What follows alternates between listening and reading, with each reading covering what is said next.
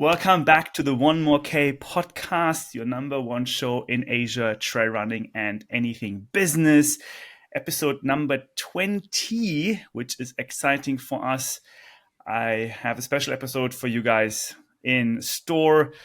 We have a returning guest, Ewegene Tan. Good morning, Ewegene. Hi, Markus. Hi, Ned. And good to see you guys again. Of course, Ned.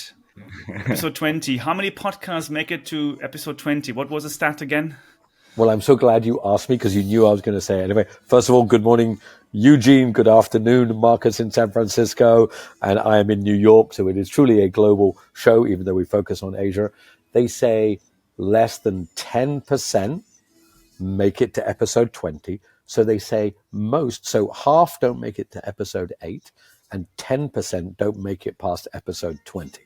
So we're in the top 10%, man. We're moving through the field. We are moving steadily through the field. We're coming at them. I'm not going to lie. It did help me quite a bit to focus. Having these milestones, just like running, having a checkpoint ahead. You're like, all right, checkpoint, episode 20. We got to get there. Ned, what's my next checkpoint? What's the next milestone we have to achieve in our world of 1 more K? Let's just put it all the way out there. Episode 100, man. It's the big scary one, right? Episode 100. That might be a long way off, but I tell you what, I'll think of something for next week's show. I'll think of some random goals to keep us focused. This was an easy jog. Episode 20. Now we're going for the 100K. Anyway, we have an exciting show for you guys today, whatever time zone you're choosing. Ewegene has already given us a little teaser on his episode the last time that he was saying there's going to be some big news coming. So we thought, all right, the big news are out of the bag. Let's jump right into it, Ewegene. You have been working on this very hard. We're glad to have you on the show to share the news. So I know it's already official, but we want to hear it from your mouth directly. What's been going on? So, as you guys know, we accepted the contract and we are currently part of the Ironman Group as well. Being able to bring the UTMB World Series to Malaysia and join the party, as you can see. You are a very humble and solid trail runner right now. We need to get more excitement out of this. So that means that your company, MMTF Consultant, has joined Ironman Group. It's actually Ironman Group has actually acquisited the race only, while I'm still running MMTF Consultant on the back end of it all. So it's totally a separate issue. Yeah. Ewegene, first of all, I hate to say first as business people because I think we're first all trail runners. I'm a startup. I'm a guy who tried to build a business and it didn't work. I've been through the journey of how hard it is. So for you to have built a business and sold it, massive congrats, dude. Honestly, like whether it's in running, whether it's in running technology, it doesn't matter. Markus has also built businesses. He's invested in a business. I think between us all, just first and foremost, man, congrats, dude, because that's no joke. That is no joke. Now, basically, it was not an easy process. I've failed in life before. I've failed in business before. So I always believe if you keep going, then you'll learn something out from it, hopefully, and try not to make a repeating mistake. Initially in 2021, after organizing the first mass participation race here in Malaysia, post-pandemic, we actually make our intentions known to the UTMB Group, directed to the UTMB Asia team, and thereafter we started talking to Ironman because there are some countries around the region where Ironman has got the complete jurisdiction. So for the whole of Asia Pacific, it is actually Ironman under Ironman, except for China. So we went through a 2.5 years auditing process. Painful testing to some extent, and we're happy to roll it all in at the end of the day. Amazing. Congratulations. That means that the Malaysia Mountain MMTF is now MMTF by UTMB. Yes. So we actually rebranded it to, as we believe that it best represents the country's participation. Hence, now it is also known as Malaysia Ultra Trail by UTMB. Hey, MUT by UTMB. Look at this. You guys are thinking about it.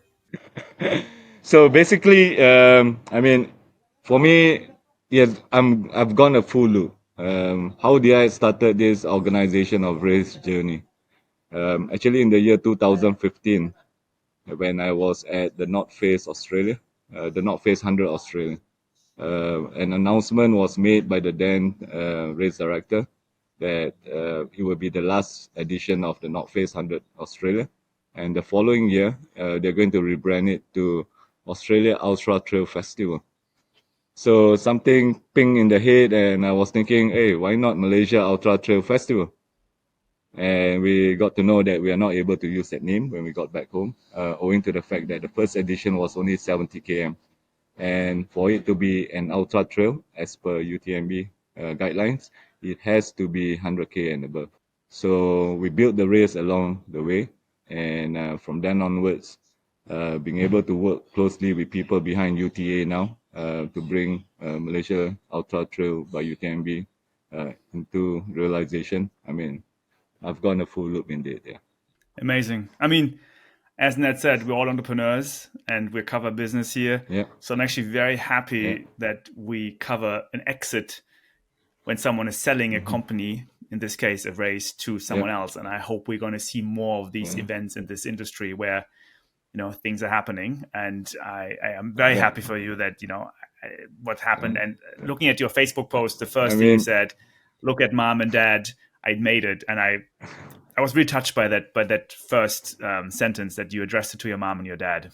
So basically, dad could never understand why was I running so much. We are doing it out of passion, and for the old people, for them, you need to work hard. You need to work behind the desk to earn those money. And, as ultra runners, we go out there training, and dad was asking, you're already 40 years old. What are you trying to prove, And why are you buying so much shoes? You know, we are going into that zone whereby we are only training, buying shoes, buying nutritions, and trying to gain as much experience as we can have. Right before he passed, mom did told me that actually dad told me that he understands what you are doing now. So when I started the process, it was very much being shared with mom as well. So there was a good and bad out of it all, whereby at the end of the day, when I signed the documents, there was tears as well. It was tears of joy, of course, but then at the same time, in remembrance of mom as well, who has been very supportive from day one through it all. Again, I saw that post, and we're an Asian show, right? The reality is, I've lived in Asia for 30 years. Most kids in Asia are told by their parents to get respectable jobs, to not do this other crazy stuff, right? Like it takes a lot. I think perhaps people maybe listening to this, in the West, it's like, oh, don't worry, try anything. But in Asia, it is a very different thing, right? It really is.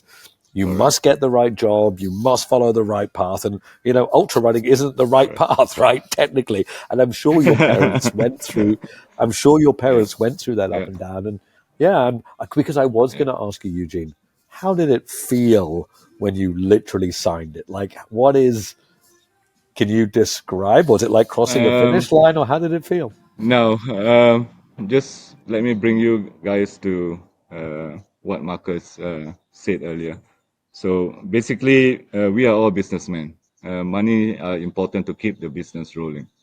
But then I'm taking this decision not based on financial gain per se. If you are talking about financial gains, I would not have done it.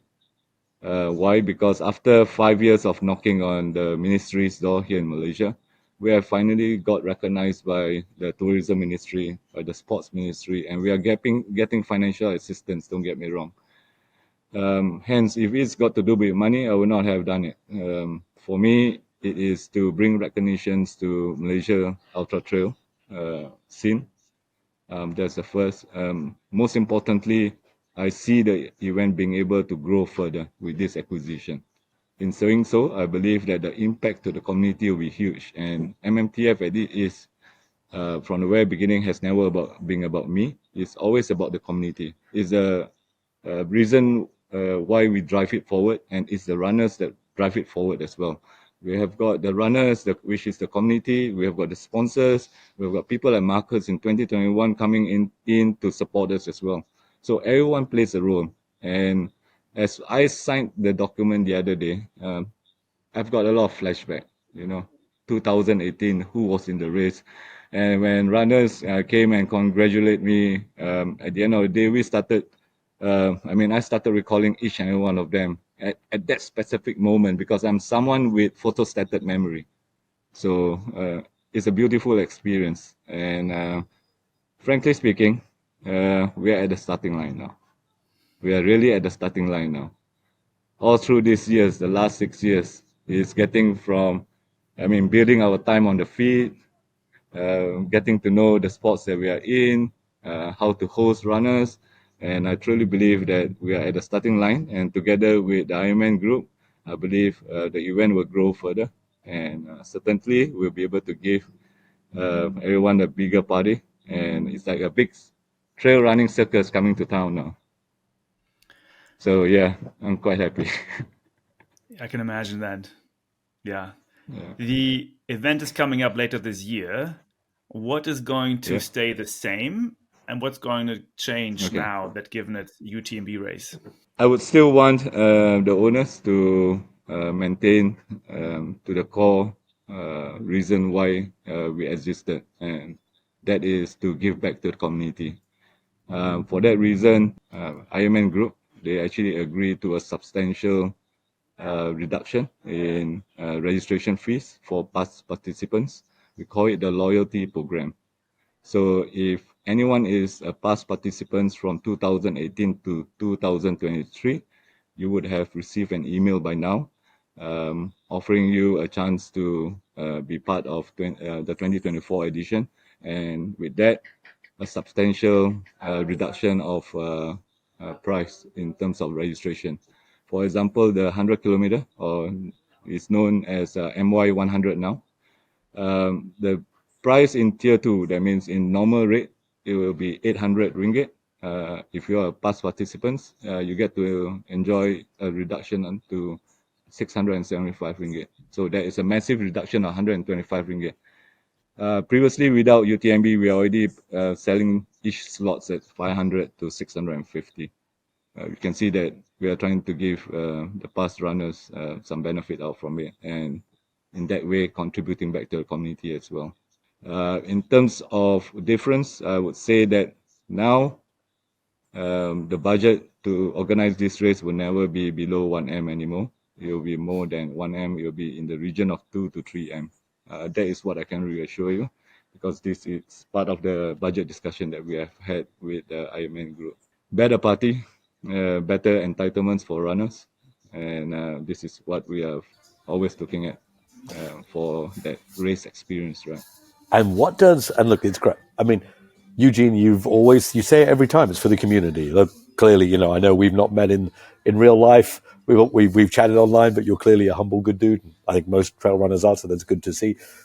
But so I think it's always clear you've been just passionate about Malaysian trail running. It's awesome. What does Ironman want to get out from it? So did you get a good feeling of what was, and we use Ironman UTMB as one group.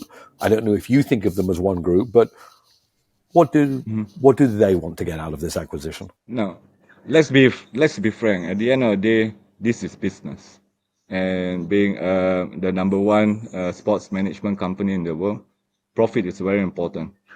As in every business, profit is very important. It keeps the business sustainable. Without profit, what is going to happen is that the investors has got to dig deep into their pockets. Frankly speaking, from the day MMTF was organized till 2023, I've not put any money in my pocket. It's always about reinvesting.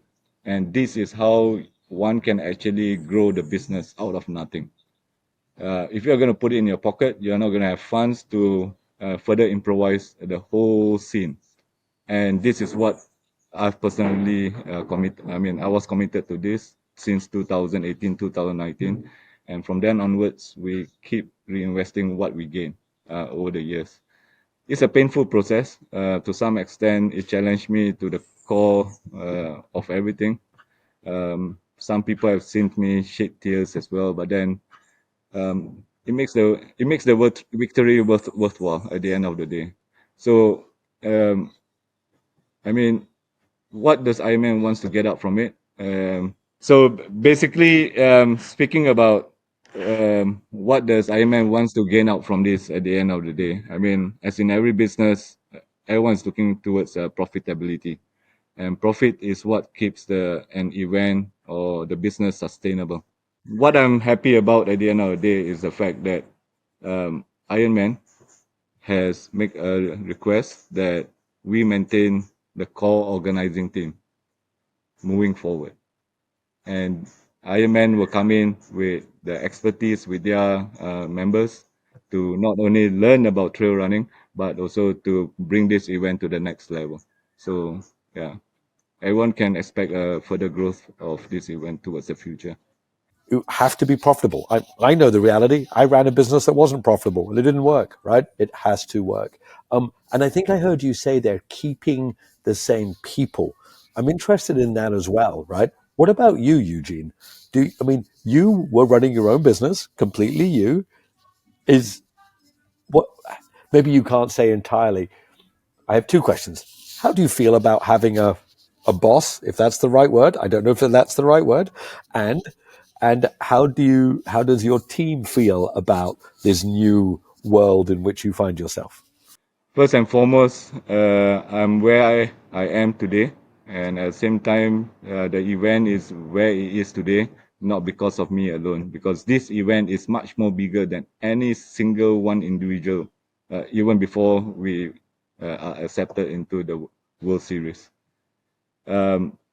Basically, it's a team effort. That's what I want to put through, and I'm just a facilitator towards everything. I mean, at the end of it all. The team is, of course, happy, proud. They are walking with pride at the moment, and it's a nice thing to see, And you can see more smiles these days.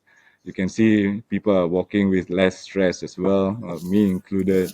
And it's not the financial part. It's not the financial gain part. It's the fact that you know that your baby is going to be on someone's good hand. Joined Ironman in the Zaru 70.3 just a fortnight ago. Getting to know the team, getting to know the core people, and yeah, I am able to be relaxed knowing that we're going to be part of a very good team soon. I mean, in totality. What did the community say? Like, what did you hear from the runners, from other event organizers? What's like the gossip on the street, if you can say that? We have got organizers who have come forward, extending their assistance or offering their help for the upcoming edition. Of course, haters, friends. It seems everyone's coming together at this point, and I'm quite happy because we are getting some unexpected calls from unexpected individuals.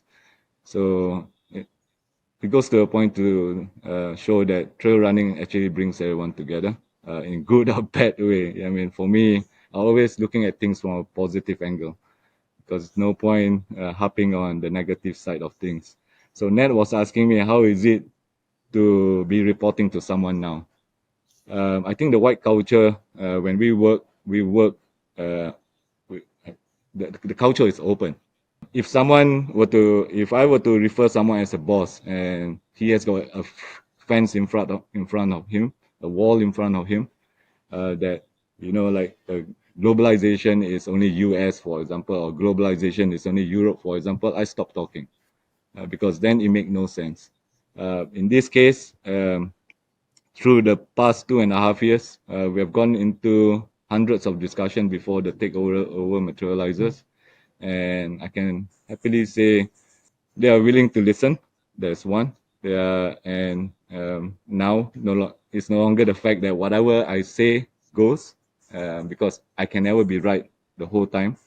The most importantly is I'm able to learn what global sports marketing is all about, what global sports management is all about, because now I'm directly in it and I see how the big boys are doing it in terms of marketing, in terms of project planning, because it is all happening and it's such an interesting process, why do we want to put our heads out there for runners or for athletes? If one would like to be a successful organizer, I would say one would need to appreciate the sacrifice that is put through by each and every athlete to actually attend a race, from point of saving money. If you are in Europe coming to Asia for a race, then you say that it's cheap. But then for people in the mountains, like in Sabah and Sarawak here in Malaysia, some would need to save 4, 5, 6 months to attend a race. So if you understand this process with the sacrifice of families who supported them and would like to see them be happy in crossing the finishing line, you would want to give them a good experience. And this is where we are coming from. I love that part. I mean, Ironman, of course, they take a bit of shit every now and then. That's fair. It's not fair that they take it, but it's a fair statement that they do take some crap. But every person, we've spoken to a few different people in Ironman, right? We spoke to Florian. Interestingly, one of the people from UTMB called me and Markus to have a chat to get our sense of the brand. I've listened to Paul Huddle. I listened to Carl Meltzer, who was the first guy to sell his race to UTMB. And overwhelmingly, what everyone says is, it's full of good people. And it's full of good people who built a killer brand, who built a killer product, who did a good job. Sure, have they made some missteps? Yes. But overwhelmingly, people are like, these guys have defined trail running. Like they just have, like it or not, they've defined trail running. And you're right, for you, even though you are a humble dude, Eugene, you're right. You're going to get to sit at the table with the best people at organizing our sport. They just are. I mean, no matter what. And it's quite a privilege. Over the past over the past 2.5 years, what has actually happened is that we have shared a lot of things. I mean, if it's just for the money per se, they would just drop the money, I will accept it, and from then onwards, the deal will go through. In this case, there's a lot of process on their part wanting to ensure that the event is sustainable, and on my end is about trying to strike a balance in terms of the growth of the event towards the future, and also in ensuring that we still maintain the core values that we have. For example, the community initiative that we executed all this while as well. So to have them coming in to support it and to walk this together now, it's a good feeling. And I've been with them for one race now, and we have started event planning for the past 1.5, 2 months now. I can say it's not about money, it's about lots of money to be invested before anything is gained out from it. This event, MUT by UTMB, is happening in November, right? What are the dates? Yeah. The dates will be 15th to 17th of November. So the VK will start on the 15th, which will kick off the party. And then the 100K, the 50K, and the 25K will be on the Saturday, 16th. And then the final race will be the 13 kilometer happening on the 17th. Yeah. Okay. So there will be a new venue, which I would like to inform everyone. It's no longer going to be at Esplanade. In order for us to ensure a bigger, a proper planning of this so-called trail running circus coming to town, we are reshuffling things. And of course, runners will be able to see a much more hyped up aid station with all the props, which you will hardly see in races in Asia because of cost reasoning. Wow, exciting. This weekend is also something happening. You have another race coming up in a beautiful island, and anyone watching YouTube can already see the palm trees behind you. Where are you right now? What's happening this weekend, Eugene? So basically, I'm currently in Tioman together with my team. We are going to be here for another week to execute Kailas Tioman Ultra. So Tioman Ultra is the second Lose Your Mind, Discover Your Soul project. Lose Your Mind, Discover Your Soul to runners are being taken to an exotic location like Tioman and being provided with a challenge that would let them lose their mind and discover their soul. For us, this is actually an initiative. For the community. So, what initiative that we are talking about? We would like to create a permanent trail here in Tioman, where locals can actually use them to get additional income, especially during the monsoon season when all activities in the sea are stopped. That's the first one. Secondly, is to create a permanent track that will allow animals as well as humans to coexist with one another. Which is, and of course, finally, we know that a race like this will be able to contribute back to the community financially. If you were to come to the island this weekend, you are not able to get a place to stay. Not even a single hole, because everything has been booked up. Because we are bringing in around 400 over athletes to Tioman this round. Excited. It's the second edition though, and it's going to be the first time that Tioman will host an international race, because this is an Asia Trail Master Championship Series race as well this year, and we do it in the right way. We were candidate race last year. It's not because of the relationship between Chris and I. We were candidate race last year. We passed it, and now we are a full-blown Asia Trail Master Championship Series race. So it's quite exciting for the guys, I would say. You're putting Malaysia on the map, Eugene. No. We have got Hauha coming, so that is an exciting news. I would want her to beat the guys, and I want more girls to be in the trail running scene, because girls strong is the new beautiful, you know. That is good, man. That is good. Talking about great athletes coming, so Hauha, clearly one of the great athletes coming out of Asia. Yeah. With MUT or Malaysia Ultra Trail being part of UTMB now and Ironman, do you think we will see more of the European, American athletes coming to the race? Is that part of what Ironman brings? Do they encourage that or not? Yes. So basically, at Ironman, they do have elite program as well. For me, it works hand in hand with what we are doing all this while. You guys remember in 2022, we actually brought in Paul Capel, the 2019 UTMB World Champion, to Taiping. He was supposed to run the 50K, but then the race on that year was postponed by a week owing to a last-minute call for general election in Malaysia. So he came in nonetheless, and we hosted runners to a simulation run. From then onwards, of course, we have got runners like Christian Jorgensen, which most of the Southeast Asia region organizer would know. Basically, there's a program that, and we know that there are some runners that is coming already from Hoka, from Japan, from China, and of course, we are working with Sunto as well now to also bring in some of the athletes from Europe down to our show. I tell you what, For me, it's an exciting. For me, it's exciting not for me personally, but then I believe it is for the runners as well. Having these runners would, of course, enhance viewership, but then for me, it's not about viewership per se. When one is able at the grassroots level is able to race with these elites, there are great experience to be gained from it, and this is what we are going for. Love the energy. Just comparing you from last time, where I think you were very busy, now to this recording, you are all out. I love the confidence. I love the energy. You see this new Eugene who popped out of the egg and is just gone all out now with this Ironman partnership. So it's amazing. It's all due to the fact that I've been traveling for 3.5 weeks now. I've been not on my bed for the last 3.5 weeks now. I've been spending lots of time in the trails in Langkawi, as I'm hired to set up the trails or to design the course for a reality show for Channel 4 in UK.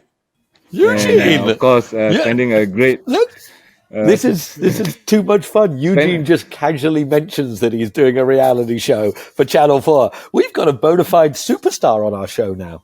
No, I won't be on the screen. I'm just the man behind the scenes, setting everything up with the team that we have. Yeah. What's happening? Like Channel 4 is doing a trail running live show. So or something? basically, So there's a reality show in UK called Tempting Fortunes. For the 2024 edition, which is in the second season. The first season is in South Africa. The second season will actually be in Langkawi, Malaysia. So 8,000 so-called cast actually aim for the 12 slots. So they went through interviews in UK. Out of 8,000, 12 will be selected, provided with 300,000 pounds to spend. And from then onwards, I'm supposed to create a route to challenge them to their core. If they were to spend the money along the way, what is going to happen is that they will lose it from the pool, and whatever money that they do not spend, it will be shared Eugene, among 12 people equally. I watched it, Yeah. Eugene. I So this will watched be this. out. Eugene, I watched it on Channel 4. I watched it. So Yeah. I hate to tell viewers, but I love reality. I watch all crap. Reality in general is pretty crap. Me I love it. too. I watch everything from Survivor to The Bachelorette to The Apprentice. Don't judge me. I just like it. And I turned on Tempting Fortune and I was like, what's this? And look, it's a combination of, I'm going to be honest, it's a combination of, some of the silliest bits of reality, just, TV stuff with some, actual hard stuff that they have to do. Oh my God, that's so cool, dude. Because I watched the first show and I watched it all and it was fun because they're not real endurance athletes. They're Yep. normal people.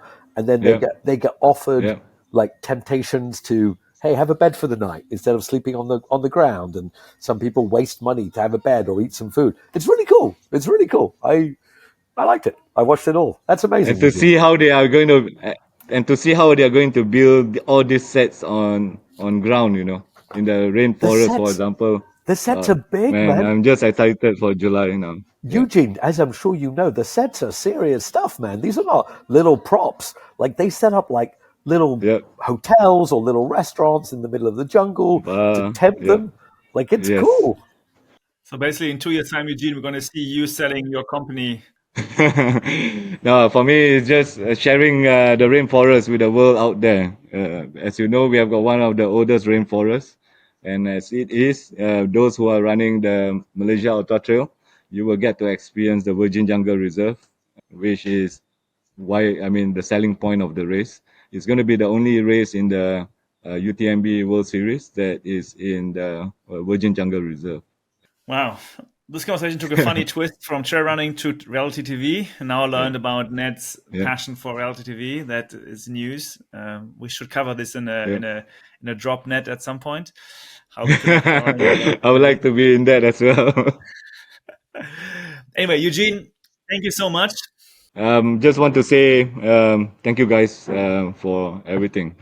Thank you for sharing the news. I know in many ways you guys are walking with me in your own rights as well. Everyone does. I look forward to having everyone in Taiping and the year-end trail party of the year in Taiping. And I hope to see you guys. Yeah. Well, let's do it. Stay on for the next 15 minutes, Eugene. We're going to cover a bit of news and I'm going to do my drop at the end. But again, congrats. Honestly, just as good job on selling the business. Good job on doing it. And honestly, Malaysia's lucky to have you, man. You're doing a good job for Malaysia. So good on you. So before I were to let you guys continue, basically, I'm part of the Ironman Group now. And I'm also the technical trail running specialist for the whole of Asia, except for China. So we are looking into bringing the UTMB World Series into other countries in Southeast Asia, or shall I say, in the whole of Asia region as well. It's a long process. It's not going to be easy, but then for me, it's an interesting period because I'm able to learn much more, and I hope to gain the experience with everyone as well. Thank you. I always love how you leave us with a little teaser. So hey guys, we're doing something more. Something more is happening. Just another show. Yeah. I see your strategy, Eugene. You want to come back on the show? Sure, we would love you to go back whenever you have new news No, coming. it's not that. No, I'm excited. That I'm sure this is just the first step, and there's going to be more coming. Okay, I'll see you guys again in Taiping soon. Yeah, surely. Thanks, Eugene. Thanks for being here on the Yeah, Paddle you Joe. take care. Please stay for the rest of the segment. Yeah. We have, of course, a few more news. Okay. As usual, we're staying in Yep. Malaysia because we have another good friend doing something extraordinary for this month of May and June. Ned, what's going on with Natalie? Well, Natalie is running 1,000 kilometers in 12 days. Natalie Dau is one of the probably the most iconic, although she is the top kind of female amateur ultra runner in Asia. Australian lady, lives in Singapore. She's running 1,000 kilometers from Thailand to Singapore, the whole east coast of Malaysia. She's running 2 marathons a day on the road, not on the trail. She is on day 5 now, I believe. She has pretty big support. She's doing a whole. Natalie. She's cracked. She's known as Rockstar Arms. She has been a kind of fitness influencer before it was really a thing. She has over 500,000 followers, and she's raising money for something called Girls, which is helping girls in countries to basically improve their lives via sport. And yeah, so she's doing 85K a day, every day on the Malaysian roads. And Eugene, while it's a lot of fun running on Malaysian trails, running on Malaysian roads with the traffic, not always the most fun. If anyone could share me her schedule, I would love to host her when she's passing through Taiping, which I'm sure she would. We will send it to you. We will send it to you. But yep, and also in Malaysia, this quirky race. I can't remember if you were a fan of it or not. I don't think you were. The 444-kilometer run across Malaysia just started. The coast to coast just started. I looked at the live video. I was going to do it last year, but only 2 of us wanted to do it, so I just didn't want to do a race with 2. This year, I think I saw 6 people take off. This is a very niche race, running 440K on the roads of Malaysia across, 6 people only. Let's see. I think they're on day 1 today, but a bit of an epic across Malaysia. I believe it's a good Carly did it last location activity. Exactly. Covering from west to east of Malaysia. Yeah. Well, now moving a bit into a different continent, we have to cover, of course, Zegema, where the hero of these days, trail running universe, Kilian, did something amazing again and again and again and again. So for the introduction, I thought, let's just watch him running up the hill, because I found this just a very beautiful clip where he was really going crazy.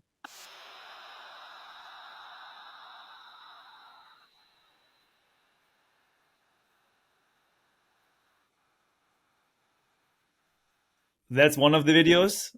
I think there has been more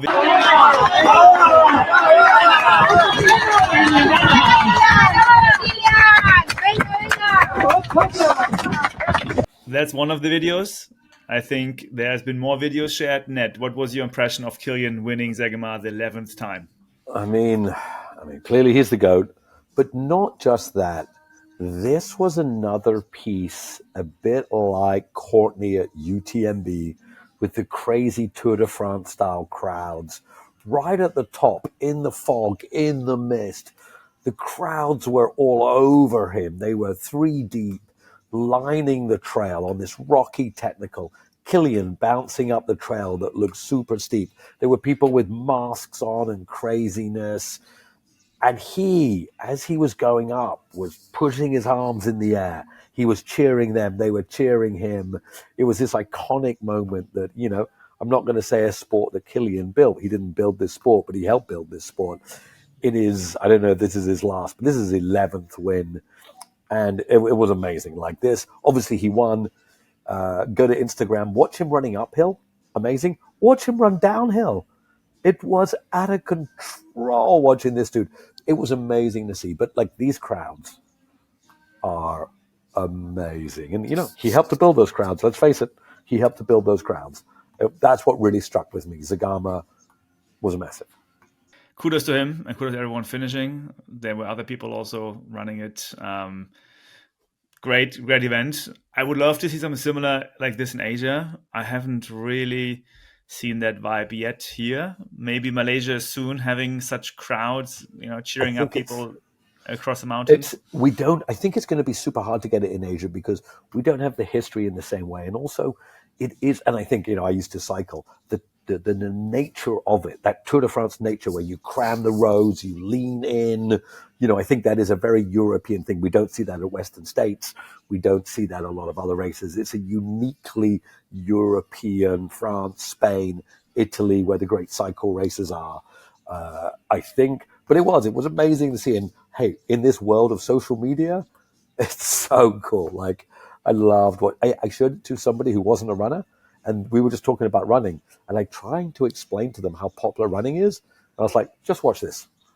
This is the top of a hill. People walked up to do this, and they were like, "Who? What? Like what? They walked up there?" And you know what they asked me? They said, "Did you need tickets for this?" I'm like, "Oh my God, imagine, Eugene, if you need to make more money for Ironman, you sell tickets to the side of the trail at the top of the mountains in Malaysia." I don't know if we're there yet, but Let's try this. let's try it, man. Make some more money. But yeah. What stuck with me too was the power of branding, how Kilian positioned his outdoor gear brand New Normal everywhere. And I think that was very smart. The colors, the branding was right up there. And I think he's teamed up with some very good business people and marketing people to position his brand all across his success. I also found that very striking, how New Normal stuck out. It was not a New Normal event, because Kilian got so much attention, it turned for me into a New Normal event. I think it shows the power, this word of authenticity, it shows that power, because would anybody say that Kilian is a marketer? I don't think so. Would everybody say that Kilian understands the power of marketing? Yes. He doesn't come across as a salesy marketing dude. He's like, "Yay, buy my stuff." Just by being so real, so authentic, and obviously wildly talented, clearly, I don't want to be cruel, but if he's coming last, this is not happening. He's coming first and doing amazing things. And you're right, Marcus, it felt like a New Normal event, him crushing. I saw the funniest thing. Someone did a meme video of Kilian winning his something like 28th Zegema at the age of 65. It showed they created him with gray hair as a meme. It was like, here in the year 2052, Kilian wins his 28th Zegema at the age of 62. And it was like, I turned it on. I was like, "What? Kilian looks great." I'm like, "Oh, it's a spoof. It makes fun." But hey, would you bet against Kilian winning at 60? I don't know if I'd put my money on, but yeah, his power as an athlete and his power as a marketing brand is amazing to see. And if you made it as a meme, they say you made it in life. So that's all we need to know right now. That is true. I think. Kilian has made it in life, but I don't get the feeling he's going out and buying Ferraris, big houses, and Rolexes. He's going to live in Norway, him and Emily Forsberg with their 2 kids. I mean, let's face it, he lives next to John Albon and Peter Engdahl, and the 3 of them train in the hills. I mean, Jesus, it doesn't get any better than that, right? Yeah, no, for sure. Eugene, quick question for you. Do you see any Southeast Asian athlete with also business acumen that is trying to leverage the brand for their own products? Have you seen anything like this in Malaysia or across Southeast Asia? No, not really. I can't think of one at the moment when the question is popped. Yeah. Let's see. I'm curious to see what's going to happen there. If in the next 5-10 years we see more athletes become more popular, more famous, and starting their own brands as well. The one that I can think of is you. Thank you. I mean, I like to believe I'm a good runner, but also I'm not as famous as Kilian. And I'm a more traditional businessman, I think, than an influencer. I'm doing a bit of a different route there, building something more long-term and sustainable rather than hype-driven, because I think many of the influencer things are hype. And then, there's a certain risk you're taking for inventory and sales, and then it drops off again. But yeah, in general, I think I'm the closest probably to that. I've seen athletes being brought up and also being put very much involved with the brand. For example, in Korea with Jisoo Kim. If you speak about North Face in Korea, it's going to be Jisoo Kim. Or if you say Jisoo Kim, it's going to be the North Face, for example. I'm going to say, Marcus, let's do a show on this. I think it's really important. Like Yep. Stingray, Sun Yep. Maya, all of the great Sherpa, all of the great athletes, right? How Ha. Yep. They, do they need an agent? They've got Ryan, and Ryan. Look, let's be clear. If you followed Sun Maya at all, her Yep. Instagram has changed. Like her Instagram has changed. Like it's changed. Like she's trying, right? Is she the one? I have no idea, but I don't think the athletes have got it yet, and it's a careful path to tread, right? But I don't Yep. think. I think Yep. Eugene's right. I don't think any Asian athletes really figured it out yet, and somebody will, right? Clearly, there's talented athletes. They're coming top 10 in the races. Sun Maya, Hao Ha, Stingray from Korea, from China, and let's do a show to think about this because it's really important. Like I really think it is. I think they need to figure it out, and maybe they are, and maybe we haven't noticed it. I don't know, but hey, if we haven't noticed it, they haven't figured it out. Guys, while I'm growing up, I see a lot of national athletes. In the good days, they are celebrated, and then when they retire, they are forgotten. So, in some of my conversation with some of the elites around the region, I did shared with them. I told them, I say, look here, guys, while you guys are at it at this moment, you guys have got to look into your future after running, and you have got to start building it now. And this is the message that the elites or the aggressive runner needs to get. And I believe the total process of trail running will then be really beautiful for them, and they will not have a sense of regret, in the future for doing trail running. Yeah. Because it's not trail running, it's the choice that an individual makes towards the future. That is the difference. For sure. So I applaud that. Let's do a show on that. No, I think there are a few ideas floating around. I have a few also on my mind. I mean, I come from my background actually is in incubation of startup ideas, incubation of talent. That's what I've been doing some time ago. I think there is, it's all about matchmaking. It's all about how do you create the magic for different stakeholders. Like Kilian clearly has good business partners. So how do you make this work? And I think we as a business focused trail running show, I think we would like to bring the business aspect to the sport world, and let's see who we can matchmake ourselves with, basically, right? But for another show, for another time, we're running out of time, so we just have to, of course, cover quickly, Ned. We have to cover your Laz, who is doing the Lazcon. So And let's get into it. Lazarus, like everyone knows, I adore Lazarus. He is attempting to walk across America. He's calling it his last great trek. He doesn't believe he has it in him again at 70 plus. He's 70 something or 71. He has until Bigs to get back, right? He needs to be back in time for Bigs because it's just kind of how it is. He is hoping to do 22 miles a day, and he's averaging 18, 19. Every day on Facebook, he writes a long kind of poem form. And the reality is this, he doesn't look like he can make it. It's just, if anybody's in America right now, as of Thursday, he doesn't have support crew. He's been relying on volunteers to support him.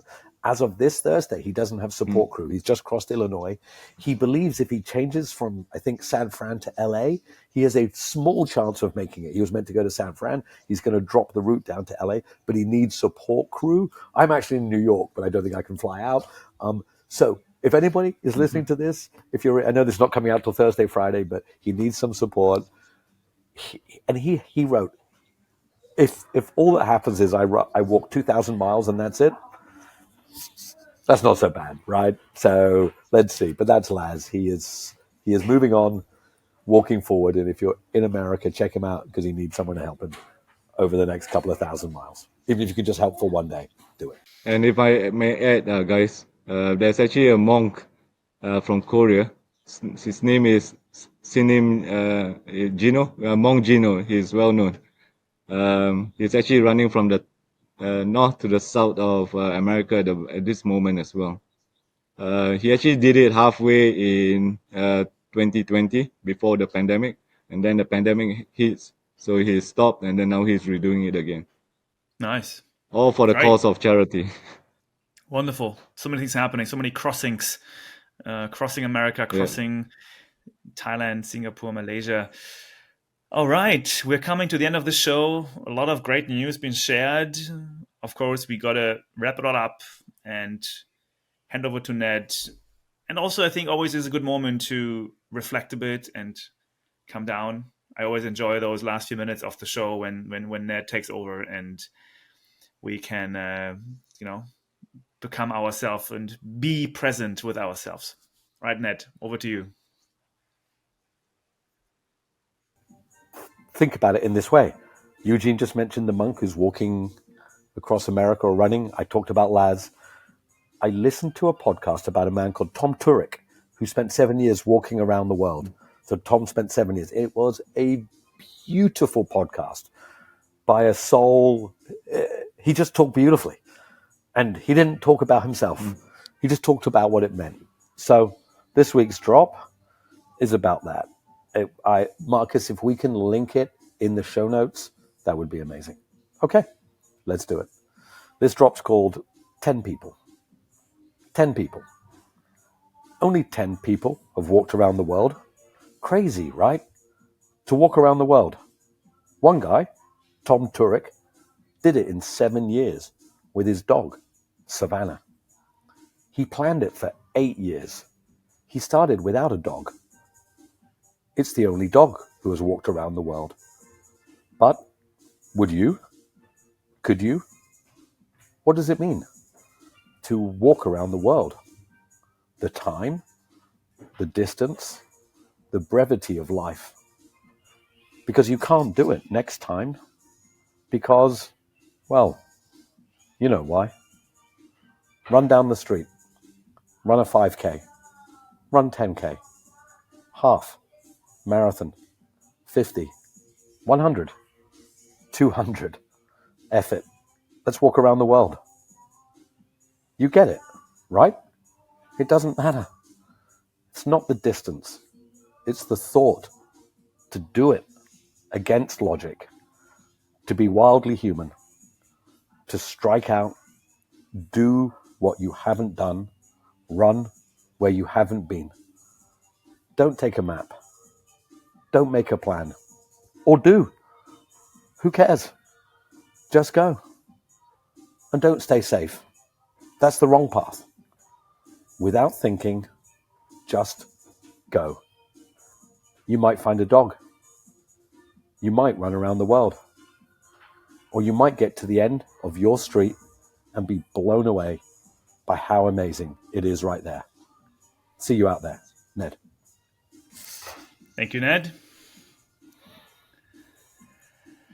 Taking a bit breathe. Thank you, Ned. It was a beautiful one. Yeah. Thank you, man. Thank you. And look, in my deep soul, I know I can't walk around the world because I don't have 7 years and it's selfish. I can't just take off for 7 years. But the idea of crossings or adventure runs, the little ones I do in Singapore, I hope to walk the length of the UK one day. But I think it's part of all of us. Eugene, as you beautifully always say, it's about the community. It's about getting out there. It's about being in the jungle. But it's also about getting to the end of your street. Like it is. Like it doesn't matter. Yeah. Like it is not about the distance and everything and just about doing some stuff. So yeah, get out there, people. Yeah. Pick up some adventures.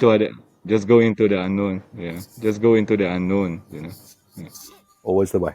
Thank you, guys. Those are the words of the It day. was a good session. Thanks, Eugene. Thanks, Ned. Great to have you all. Thank you, Ned. Thank you, Markus. Have a good week Congratulations anyway. again on working with UTMB. And Eugene, well done again, man. We're super proud of you. Thank Well you. done for everything you did. Everyone, see you Thank next you. week. Thank you for Thank you everything. so much.